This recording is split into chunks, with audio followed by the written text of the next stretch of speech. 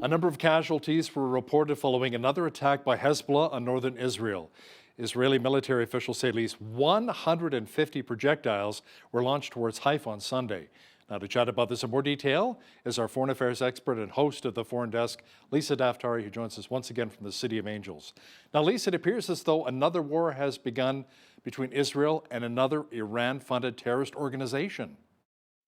Yes, and what's I think misconstrued in the narrative of this almost 1 year war starting on October 7th is that the front with Hezbollah, and we know that there are multiple fronts in this war, and we can talk about that in a moment, but the front with Hezbollah actually started on October 8th when Hezbollah was firing missiles into northern Israel from southern Lebanon, and that has continued. Now, what it appears based on news coverage, is that this war began because of the pager and appliance attack last week that Israel, very sophisticated, pinpointed attack that got a lot of world attention, and particularly from war experts who call this, one of the most interesting and innovative attacks that was able to target just Hezbollah operatives, etc.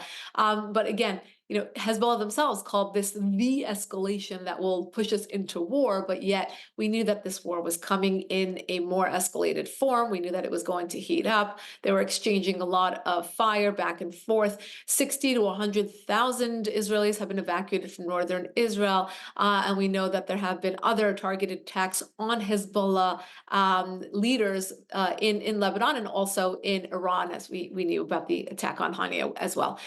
So this, yes, it has arrived. I know, Hal, you and I have been speaking about this for months as to when the actual Israel-Hezbollah war will begin, and it seems like it's here and it's upon us. And Lisa, the CEO of the Hungarian firm linked to last week's exploding pagers belonging to the terrorist group Hezbollah, is currently receiving protection from the Hungarian Secret Service. The pager attacks alone killed around 30 members of Hezbollah and injured more than 2,800 others. Yeah, and we're getting, a lot of different numbers here. Of course, Hezbollah, the terror organization, has, really diminished the numbers to make it look like not as significant of an attack as it was.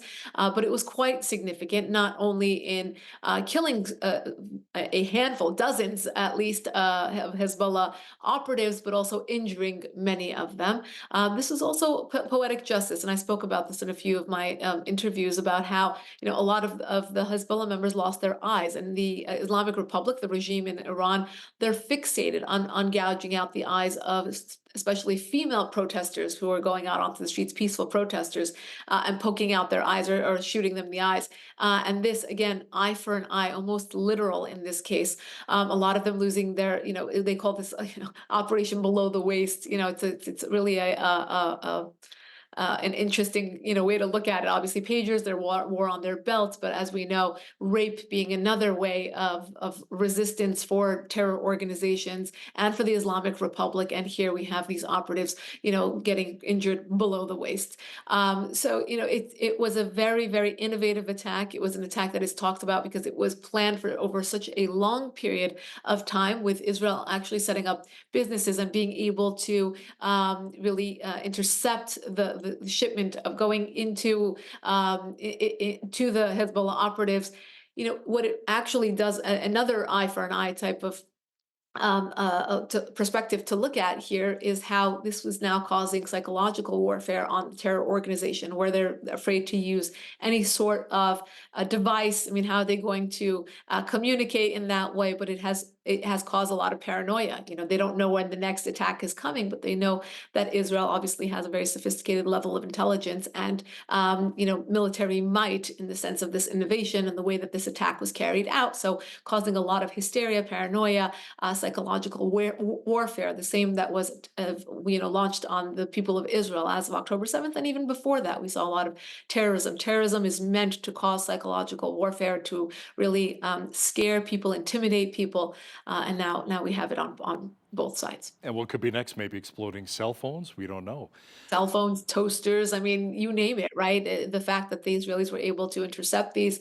Even I want to mention the Islamic Republic representative to Lebanon was carrying one of these pagers, and it really, and I know we saw a lot of Monday morning quarterbacking by a lot of useful idiots here in the West. I mean, comedians and people in Congress who are defending, Hamas and Hezbollah and continue to do so, said things like, oh my gosh, this should be, a war crime because now we're all at risk, our children's iPads and their phones. And, the response by many was, well, if you're not a Hezbollah operative, you really don't have to worry about this type of attack by Israel. And that's really the bottom line, the fact that they were able to devise an attack that was so pinpointed and only got these Hezbollah operatives. So if you were carrying one of those pagers, you really were labeled and branded as a Hezbollah operative. And what's interesting right now is that the human rights chief for the United Nations says last week's incidents of exploding pagers and walkie-talkies targeting Hezbollah in Lebanon could constitute a violation of international law. During an emergency meeting with the UN Security Council, Volker Turk called for an investigation into the coordinated blast that occurred last Tuesday and Wednesday, Lisa. Another episode of the circus that is the UN. Can you believe that an attack on a global enemy, Hezbollah, Hamas, they are not only fixated on killing Jews, they are against anyone in the West who does not fold under their terrorism agenda, and the UN standing there and defending them. Why would this constitute a war crime when it was just targeting, operatives, terrorists?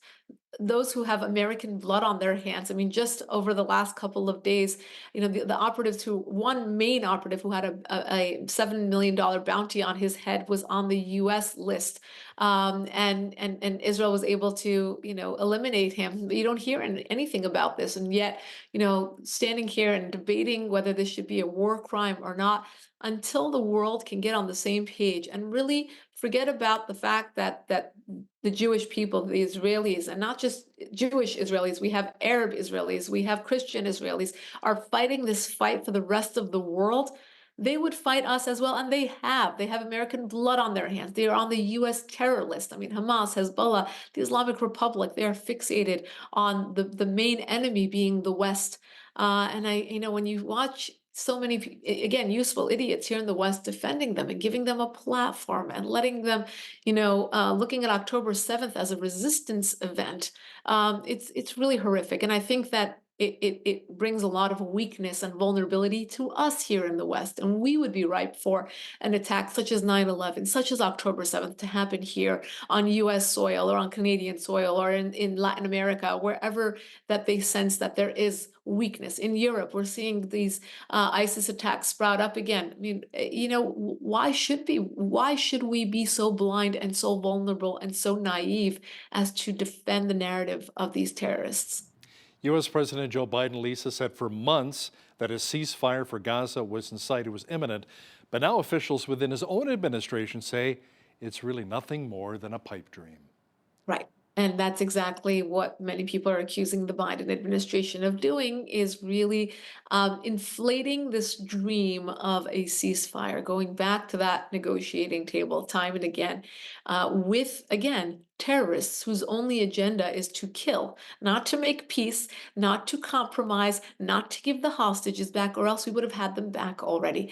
A lot of people say, how could this war have been, how could Israel stop? How could this war stop? How could we get a ceasefire? This ceasefire could have happened on October 8th if Hamas just gave back the hostages rather, stopped being terrorists, stopped their attacks. This war would have been over. But yet, we find ourselves in a very different position 1 year from that day, and it will continue. And I mean, it's horrific to think what these hostage families have gone through, what the hostages themselves have gone through, and to give that false hope to the families to keep continuing to quote unquote, negotiate. You can't negotiate with terrorists. The only language they understand is the language of violence and of might. Israel kind of goes back and forth with understanding that as well, because they feel restrained. They want to go forward. They want to eliminate Hamas. They want to eliminate Hezbollah. but they feel that they have to also comply with the restraints that have been put on them by the White House. And that's what we've seen a year out. This could have been, a much faster response. I think if Israel had to go into Rafah, for example, Kamala Harris told them not to go in. Joe Biden told them not to go in. Antony Blinken told them not to go in. But yet we saw a lot of the hostages were being held there. A lot of these terror tunnels were built there. It was necessary. If we want to eliminate Hamas for all the entire free world, then Israel needed to go into Rafah, go into Gaza, eliminate Hamas, eliminate Hezbollah. And when they're doing it, we see people at the White House and at the UN condemning the fact that they're fighting terrorism. The U.S. will also announce soon that it's withdrawing its military forces from Iraq. U.S. forces, Lisa, have been in the country, as you know, since the Islamic State took control of much of Iraq's northern territory a decade ago. The 2,500 troops stationed there work to support Iraqi forces really dealing with the insurgents there. Correct. But now what we're doing is taking it from one insurgency and giving it to another. We're taking it from the Sunni insurgency and giving it to the Shiite one. We're taking it from ISIS and giving it to the Islamic Republic. We're taking it from the Islamic State and giving it to the Islamic Republic. That's exactly what we're doing. And a lot of people forget, I think US foreign policy has lost this, especially in this administration, about how the Islamic Republic, the regime inside Iran, is the original Islamic State. They swore 45 years ago to export their brand of their Islamic State, which is the Shiite agenda, throughout the region. And now we're going to hand up Iraq on a silver platter to them. That's exactly where they are, where they've embedded themselves, and 2,500 troops coming out. Look, I'm not a person for a forever war by any means, but we do have to ask ourselves what we wanted, what our goals and intentions were in being in Iraq, being in Afghanistan, and not just withdrawing and handing it over to a different terror entity. And that's exactly what we did both in Afghanistan and handing it over to the Taliban, and in Iraq now handing it over to the Islamic Republic. Yeah, what's the plan? What's the end game, right? The big picture here. Right. Exactly right. And if the United States wants a seat at the table, then we have to use our time differently when we do send troops somewhere. We don't have to take it more seriously when we do send troops somewhere. And again, if they're not making a change, why be there? Why put these military personnel and their families really in the fray if they're not going to do something that will progress American interests in the region?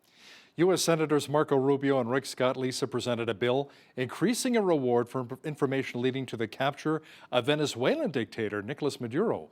The reward increased from $15 million to $100 million. The reward would be paid by the U.S. government using seized assets already being held from Maduro. Yeah, a unique approach mirroring what Maduro has done to his political enemies.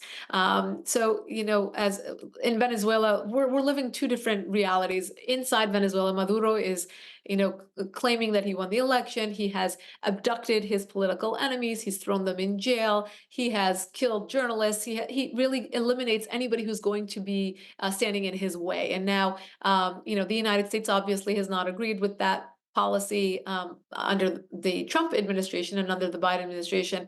They have tried to sway. There are certain lawmakers, like the ones you mentioned, who find themselves trying to advocate for the people of Venezuela, really to no avail. Maduro is a power-grabbing dictator. He is. I mean, that's putting it very, very nicely. And now there will be a higher reward for his capture in order to perhaps give the Venezuelans a fair chance at nation building and a future that they want. The U.S. federal election is coming up in November, but voting has already begun in a few states.